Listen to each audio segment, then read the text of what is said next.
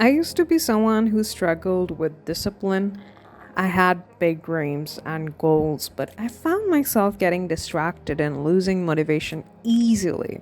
It wasn't until I started incorporating certain habits into my daily routine that I was able to become more disciplined and started making progress towards my goal very easily.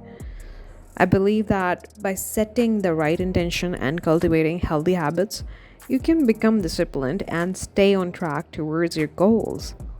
In today's video, we will discuss 7 healthy habits that I incorporated in my lifestyle and that can help you stay disciplined too. The first one is starting your day with a positive mindset.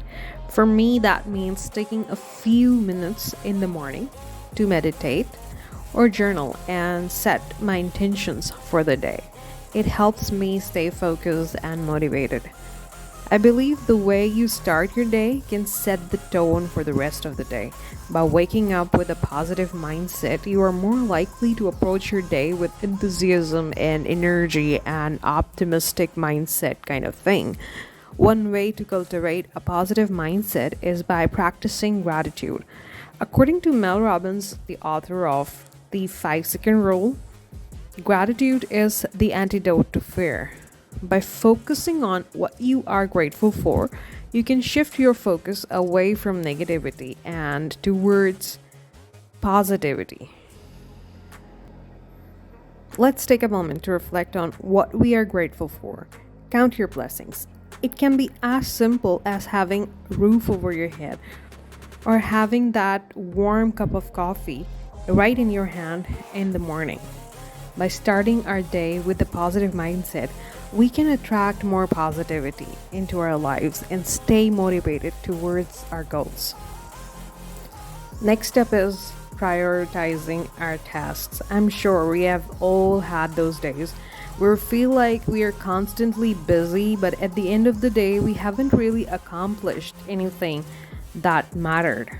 That's why it's important to prioritize your tasks and focus on the ones that will bring you closer to your goals.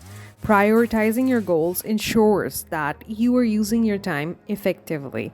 According to Stephen Covey, author of the 7 Habits of Highly Effective People, the key is not to prioritize what's on your schedule, but to schedule your priorities.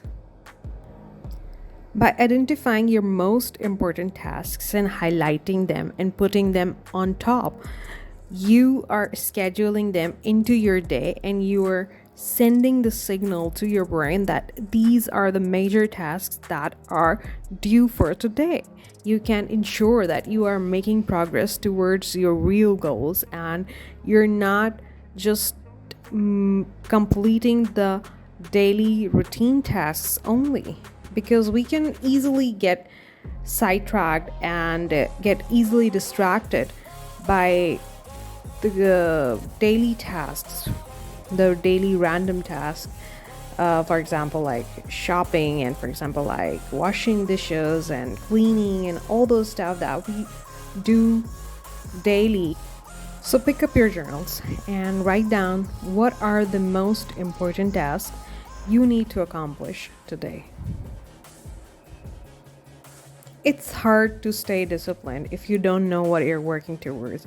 For me, I like to set both short-term and long-term goals. The third habit is setting goals, and I make sure to check in on them regularly to make sure I'm on track and I'm updated about how far I have came on them.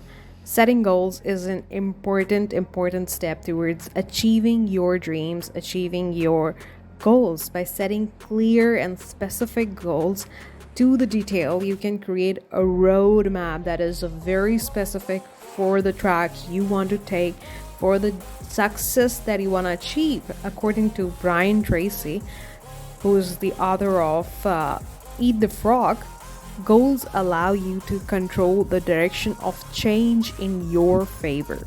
By setting goals, you're taking control of your life and actively working towards the future that you want.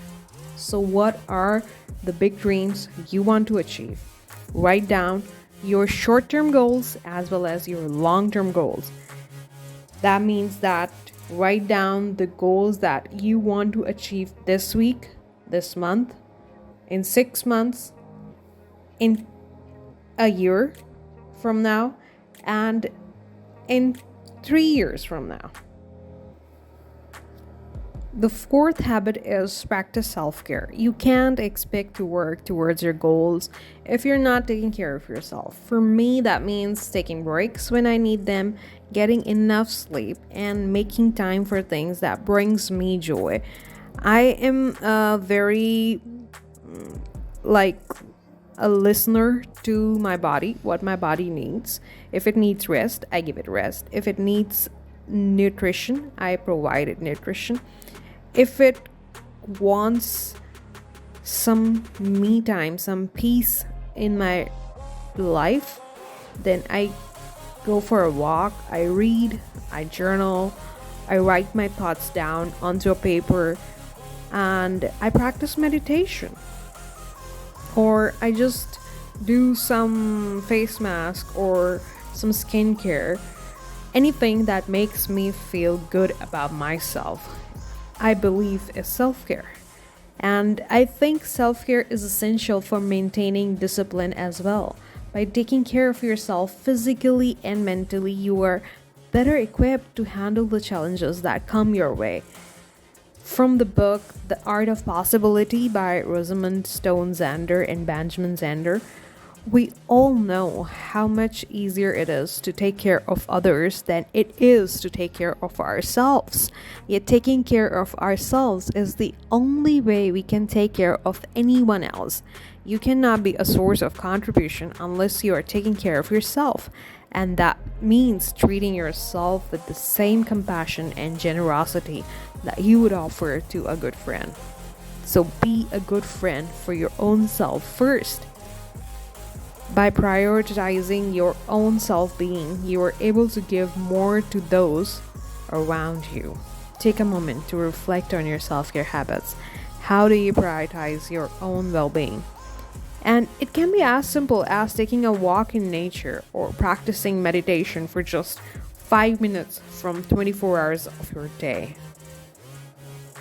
The fifth aspect is build a support system. I feel very lucky to have some amazing friends and family members who support me and my goals and who I can turn to when things get tough. It's important to surround yourself with people who believe in you and your dreams. By building a support system, you move towards maintenance of discipline. By surrounding yourself with positive and supportive people, you can stay motivated and accountable. Here is an excerpt from the book The Four Agreements by Don Miguel Ruiz on the importance of having a support system. We need a great deal of courage to challenge our own beliefs because even if we know we didn't choose all those beliefs, it is also true that we agreed to all of them. The agreement is so strong that even if we understand the concept of it not being true, we feel the blame, we feel the guilt and the shame that occur if we go against these rules. If we want to live a life of joy and fulfillment, we have to find the courage to break those agreements that are fear-based and claim our personal power. Our support system can help us easily do that. By building a strong support system, you are creating a team that is dedicated to your success. By building a supportive community, we can stay accountable to our goals and overcome any obstacles that come our way. So ask yourself, who are the people in your life that support your goals and dreams? And how can you strengthen those relationships? Because these relationships are the true gems in your life. They're the blocks of your life that can help you grow, that can help you move ahead in your life. Sixth is to learn from your mistakes. It's easy to get discouraged when things don't go as planned, but it's important to remember that failure is just a natural part of the process. Every time you will go experiment with something you think has the potential you will come to the realization, you will be drawn to the conclusion that to do something, you will feel like there are a lot of ways, but in reality, there is only one successful way to do something. And all the other stuff that you felt like is possible is actually not going to make that one thing possible. So it's just a natural process to learn that how stuff cannot be done. And that is the part of learning process, I guess. When I experience a setback, I try to see it as a learning opportunity and figure out what I can do differently next time and how can I make this happen next time. How can I just not make the same mistake again, and how can I improve on it? Because mistakes are inevitable on the path towards success. Instead of beating yourself up over your mistakes, it is important to learn from them. Here's an excerpt on learning from mistakes and from the book The Subtle Art of Not Giving a F by Mark Manson. He says that fault and responsibility are not the same thing. When something goes wrong, it's natural to look for who's at fault, and more often than not, there is usually someone to blame. But blame is not the same as responsibility. Blame assigns fault and perpetuates a victim mentality, while responsibility is about taking ownership of the situation and doing something about it. The key to learning from mistakes is to take responsibility for them, own up to your part in the situation, and figure out what you can do to make things better. It's not about beating yourself up or dwelling on what went wrong, but about using the experience to learn and grow. Because the truth is, we all make mistakes. It's what we do with them that defines us. So give some perspective to your relationship with failure. How can you embrace failure as a learning opportunity? Seventh one is so important. I used to be someone who relied on my memory to keep track of everything, so naive of me, but that just led me to feeling overwhelmed and stressed out. Now I use a planner, a daily planner, to keep track of my tasks and deadlines, and it's, I think, made a huge difference in my productivity and focus. I believe that a major part of success is consistency, which is key when it comes to maintaining discipline. By staying consistent with your habits and routines, you're creating a foundation for success. According to James Clear, author of Atomic Habits, success is the product of daily habits, not once in a lifetime transformations. By focusing on small habits and consistently showing up, you can achieve big results over time. By keeping track of your tasks and deadlines, you can ensure that you are actually using your time effectively.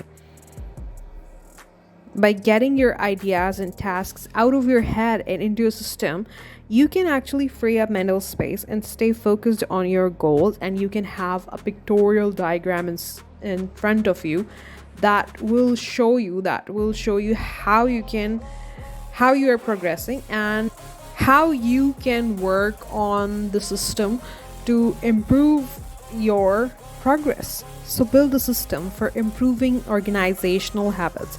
How can you improve your systems to stay more organized? It can be as simple as keeping a to-do list or just using a calendar.